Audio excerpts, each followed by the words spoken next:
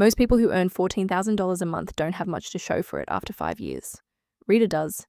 And the reason has nothing to do with how much she makes. Rita started doing hair in Memphis at 23. One rented suite, no staff, no safety net. 18 years later, she owns 3 salon locations, leads a team of 12, and brings home that $14,000 every single month. She's 41 now, divorced, raising a teenage daughter on her own. She could live like her income looks. Bigger house, newer car, the kind of lifestyle that proves something. But she drives the same car she bought 4 years ago, lives in a house she could cover on half her income. And she's sitting on a savings and investment portfolio that most people her age haven't come close to building. Not because she's cheap, because she figured out something most people who earn good money never do. There are 3 psychological patterns that separate people who build wealth and keep it from people who earn it and watch it disappear. Rita runs all 3, and she built them from scratch. Here's exactly what they are. Pattern 1. She makes the money real again. There's a reason most people don't know where their money goes. And it's not carelessness. It's by design. A researcher at MIT found that people paying with credit cards spend up to twice as much on the same item as people paying with cash. When you tap a card or click Buy Now, your brain registers the reward but barely registers the cost. The pleasure center activates. The part that's supposed to hesitate stays quiet. Every saved card on your phone, every one-click checkout, every auto-renewal. They exist to make spending feel weightless, frictionless, consequence-free. And for most people, it works. Rita watched it happen to people around her. Business owners who scaled their revenue, celebrated publicly, and quietly fell apart financially within 2 or 3 years. Not because they weren't smart, because the money started moving faster than they were paying attention. So she built one habit that sounds almost too simple to matter. Once a week, she sits down and reviews everything that left her accounts. Business and personal. Every transaction.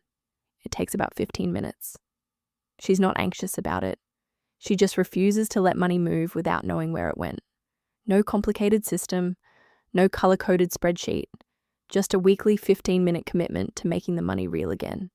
Because the moment spending becomes invisible is the moment it becomes uncontrollable. Rita never lets it go invisible.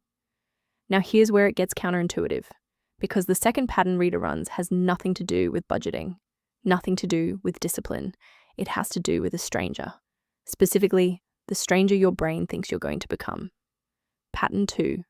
Her future self is always in the room. A professor at UCLA named Hal Hershfield spent years running brain scans on people while they thought about their future selves. What he found was striking. The brain doesn't process your future self the way it processes you today. It processes it the way it processes a complete stranger, not a family member, not a friend, someone you've never met. Which means every time you choose between spending now and saving for later, your brain isn't choosing between you today and you in 10 years. It's choosing between you today and a stranger. And we all know how much weight we give to strangers. In his studies, when people were shown digitally aged photos of their own faces, everything changed. They set aside more than twice as much money for the future. $172 compared to $80 in the control group. Same people, same income, completely different behavior, just from feeling connected to who they were going to become. Rita closed that gap without a lab study. She did it with a photograph. She keeps a photo on her phone of her daughter at 8 years old. First day of 3rd grade. Backpack almost as big as she was. Rita looks at that photo when something is pulling her toward a decision that feels good now, but costs her later. That photo isn't sentimentality. It's a tool. It collapses the distance between the present and the future. It puts her future self in the room when the present self is getting loud. She built everything she has, so her daughter would never have to start from zero the way she did.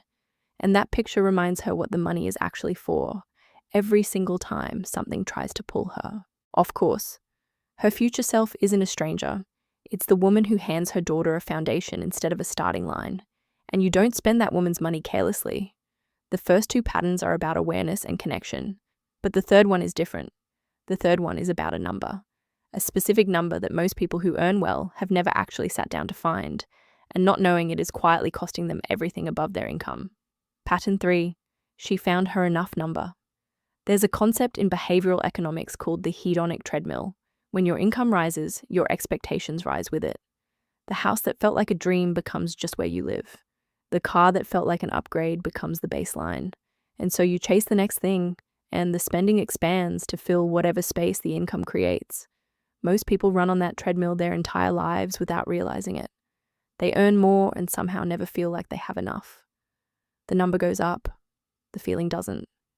Rita got off the treadmill, not because she stopped wanting things, because she got honest with herself about what actually made her life feel better versus what just felt exciting for a week and then faded into the background. She calls it her enough number, the spending level where her life is genuinely full, where her daughter has what she needs, where Rita can travel once a year, eat well, enjoy herself, and feel satisfied. Not deprived, not performing minimalism, actually satisfied. Researchers have studied this line for decades. The data is consistent. Once your core needs are met and you have reasonable room to enjoy life, additional spending stops producing additional well-being. It just moves money from where it's compounding to where it's disappearing. Most people never find that line because no one ever asks them to look for it. They assume more is always better, so they keep spending past the point where it helps, into territory where it only costs. Rita found the line, she lives inside it. And everything above that line goes somewhere with a purpose. Investments. Her daughter's future. A cushion thick enough that no single bad month threatens everything she's built. She's not living small. She's living chosen. And that distinction is everything. Rita didn't build what she built because she earned more than everyone around her. She built it because she decided, early, deliberately, and repeatedly, what the money was actually for. Not what it could signal. Not what it could prove. What it was for. That decision changed how she tracked it. It changed how she thought about the future. It changed where she drew the line between enough and more. And here's what almost nobody tells you about that decision. It's not a one-time thing. It's not a moment of clarity you have once and then live by forever. It's a practice, a set of patterns you run over and over, quietly, in small moments, until they become the default. Rita has been running those patterns for 18 years. The wealth is the result, not the cause. So here's the only question that matters right now. Do you know where your money went last week? All of it? Not roughly. Not a general sense. Specifically, if the answer is no, that's where you start. Open your bank app.